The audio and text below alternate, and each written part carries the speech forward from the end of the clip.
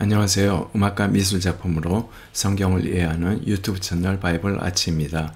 이번 시간 기본지식 10번째 순서로 종교개혁의 음악과 미술에 대하여 종교개혁가들의 음악관을 비교해보고 루터와 바흐의 음악과 루카스 클라나흐의 율법과 은총 작품에 대해 알아보기로 하죠.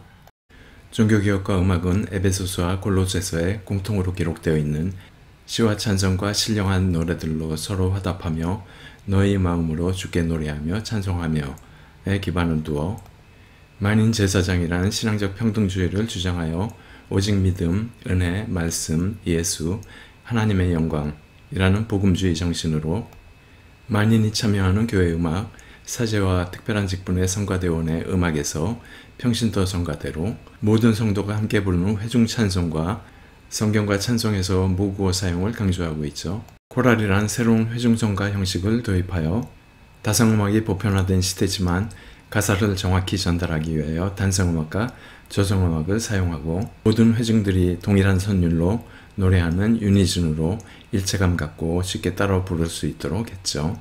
예배의식보다 설교를 중시하고 찬양은 가사 전달을 강조하여 복음주의적 실용음악을 추구하고 있죠.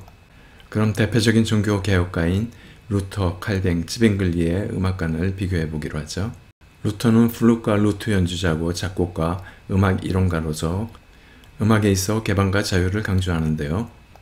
주님은 음악을 통해 복음을 전파하신다. 음악이 들리면 마귀는 말씀을 들을 때와 같이 도망간다 라고 이야기하고 회중찬송과 합창, 기악, 오르간 음악 모두 허용하고 찬송 가사를 임의로 자유롭게 할 수 있도록 했죠. 칼뱅은 초대교회부터 중세교회에 이르기까지 성가의 기원이 시편인 점을 중시하여 시편 중심의 찬양을 강조했죠. 하나님을 찬양하는 가장 적합한 찬송은 150편의 시편이어야 하고 시편을 기독교가 물려받은 가장 고귀한 음악적 유산이라고 강조했죠. 한편 음악은 자체의 아름다움 때문에 참된 경건에서 벗어나게 한다고 말하며 교회 음악에 약간의 제한을 가하고 있죠. 그래서 찬송은 오직 시편을 가사로 하고 교회에서 금지하고 가정에서만 허용했고요. 장식적인 타성음악을 반대하고 제단 장식이나 그림, 스테인드 글래스 같은 예배 외적인 것을 금지하기도 했죠. 찌빙글리는 폐쇄적이고 보수적으로 가톨릭 미사를 폐지하고 구교의 잔재를 청산하는 데 앞장섰죠. 오르간을 교황의 악마적 작품이라 했고 구교의 잔재로 인식하여 철거해야 한다고 주장했고 음악이 교회의 예배를 돕는 측면은 있으나 신학적 사상과 교회 행정을 바로잡기 위해서 절제해야 한다고 했죠. 허용과 반대하는 것은 칼뱅과 동일하고 1522년에 찬미가를 폐지하고 1527년엔 오르간 철거를 시작했습니다.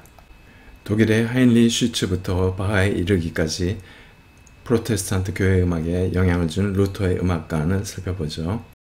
하나님 외에는 음악으로 찬송을 금지해야 하고 음표가 가사를 살아있게 만들어야 하며 대중에게 잘 알려진 멜로디에 가사를 붙임으로 누구나 쉽게 부를 수 있도록 하여 바흐는 루터 시대부터 프로테스탄트 음악가들의 코랄을 교회 칸타타 등 많은 작품에서 인용하고 있죠. 가사 한 음절에 여러 음표로 부르는 멜리스마를 지향하고 한 음절의 가사를 한 음표로 부르는 실러빅 방식을 추구하고 있죠.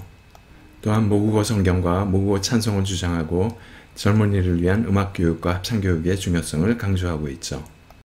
루터가 작곡한 유명한 코랄 내주는 강한 성이요. 루터가 시편 46편을 독일어로 번역하던 중 영감을 얻어 작곡한 곡인데요. 하나님은 우리의 피난처시오 힘이시니 환난 중에 만난 큰 도움이시라. 땅이 변하고 산이 흔들리고 바닷물이 넘치더라도 우리는 두려워하지 아니하리로다 라는 가사로 되어 있고요. 이 코랄을 바흐는 교회 칸타타 80번 내주는 강한 성이여에서 가사를 받고 8곡 코랄에 인용하고 있죠. 종교개혁과 미술에 대해 알아보죠.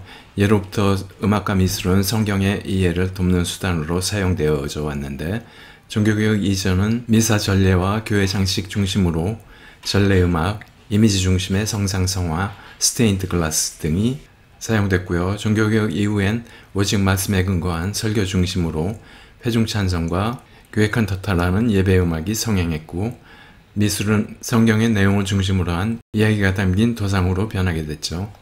루터나 칼뱅 등 종교개혁가들의 새로운 주장을 알리는 데 앞장선 화가들을 살펴보면 알브레이트 듀러는 대가들의 작품을 쉽게 접할 수 없는 대중들에게 성경 말씀을 알리기 위해 자신의 특기인 판화로 대순한 12작품, 소순한 36작품, 요한계시록 15작품 등 채색을 배제하고 검정 잉크로 진솔하게 묘사하며 성경 내용을 널리 알리고 있죠. 뒤로는 루터가 번역한 성경에 판화도 삽입하고 있죠. 루카스 클라나크는 율법과 은총 시리즈로 루터의 주장을 대변하고 있는데, 죄로 인해 죽음을 초래하는 율법의 시대가 아닌 복음을 통해 구원을 얻는 새로운 은총의 시대를 그리고 있습니다. 베로네즈의 경우 원래 최후의 만찬을 그린 도상에서 종교개혁을 옹호하며 정체불명의 이미지를 그려넣었다는 트집을 잡아 규정 위반으로 몰아 종교재판에 회부되어 곤혹을 치르고 결국 제목을 레위가의 만찬으로 변경하는 선에서 타협을 받죠. 렘브란트는 칼뱅의 신교주의 추종자로 화려하고 장식적인 묘사를 배제한 암갈색 톤을 주로 사용하고 빛으로 성과 악을 구분하며 프로테스탄트 이념에 맞는 소박하고 창변함을 추구하고 있죠. 바이블 아츠는 보고 들으며 즐기는 성경을 추구합니다. 바이블 아츠가 여러분들께 도움이 되고 앞으로도 기대가 된다면 구독, 좋아요, 알람 설정 꾹 눌러주시고 댓글도 부탁드립니다. 여러분들의 관심은 제가 더 나은 콘텐츠를 제작하는데 큰 동기부여가 됩니다. 감사합니다.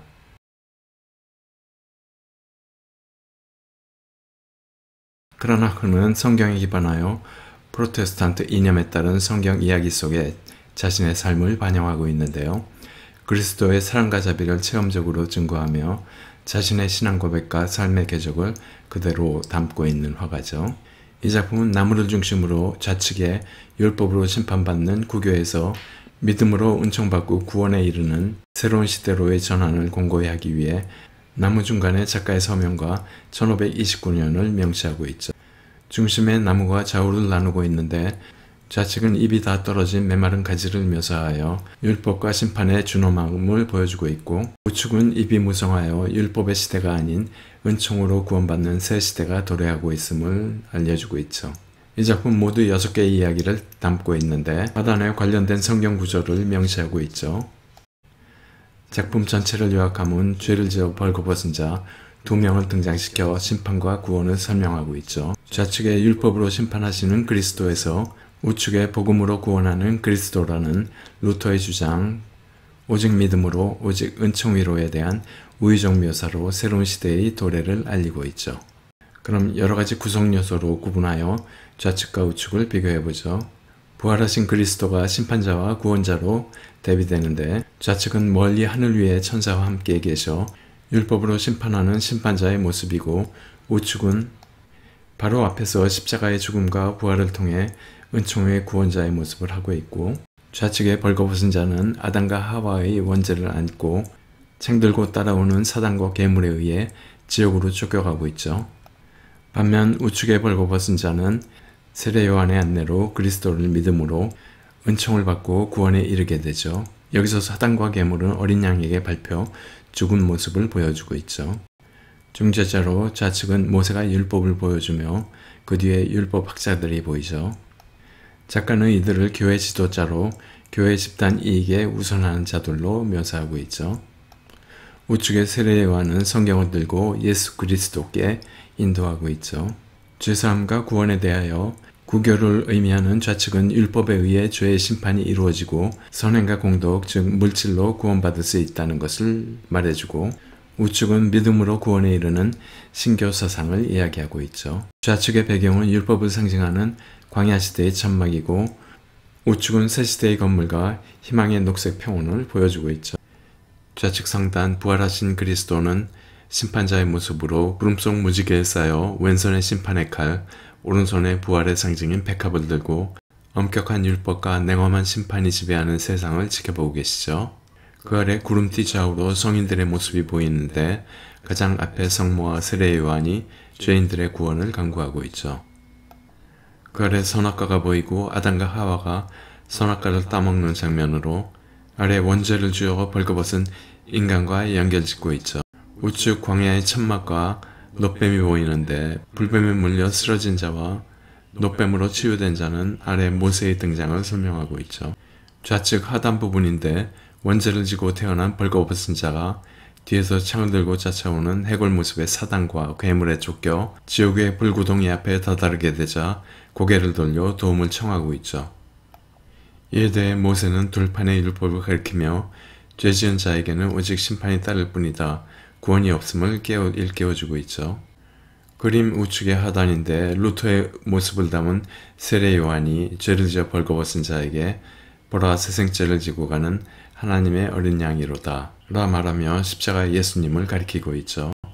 벌거벗은 자는 십자가 위에 그리스도께 두 손 모아 경배드리죠. 여기서 작가는 벌거벗은 자를 통하여 오직 믿는 자만이 은총을 받는다라는 루터의 이상적인 그리스도상을 보여주고 있죠. 십자가에 달린 예수님의 창에 찔린 옆구리에서 흐르는 피줄기를 따라 성령을 상징하는 비둘기가 세례 요한을 향하고 있죠. 그리스도의 희생에 의한 은총과 구원이 믿는 자에게 직접 이루어짐을 보여주고 있으며, 이는 의롭다함은 율법의 행위에 있지 않고 믿음으로 가능하다는 사도 바울의 이신칭의와 통하는 루터가 주장한 칭의론을 강조하고 있습니다. 십자가 아래 어린 양은 하늘의 천사가 보내는 십자가 지팡이 모양의 빗줄기를 받으며 악의 세력인 뱀과 죽음을 의미하는 사탄과 괴물을 밟고 서 있으므로 그리스도는 죽음을 이겨 관뚜껑과 무덤의 돌문이 열리고 부활의 깃발을 들고 축복 표시하며 평화로운 모습으로 부활하고 계시죠. 다시 그림 전체로 돌아와서 클라나크는 루터의 주장에 따라